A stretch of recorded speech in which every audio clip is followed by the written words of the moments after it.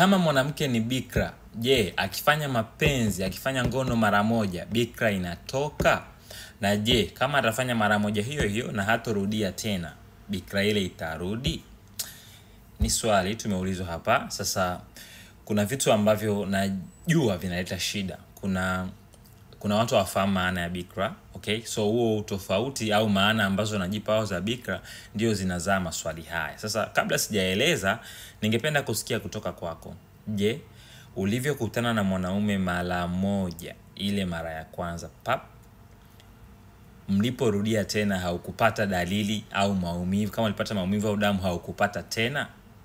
Na kama ilikuwa hivyo, je, yani uliona kwamba nimeshamaliza au nimeshatoa hii bikra? Nataka kutoka kwa watu wenye experience, because naamini watu wengi ambao wanapitia makala hii ni wale ambao tayari. So niambie na wewe rafiki, kwa experience yako, mara moja tu ilikuwa haipo tena, au baada ya hapo ulivyokutana naye tena mara ya pili ikawa tena kasheshe, it's either kulikuwa na maumivu, damu au kitu chochote.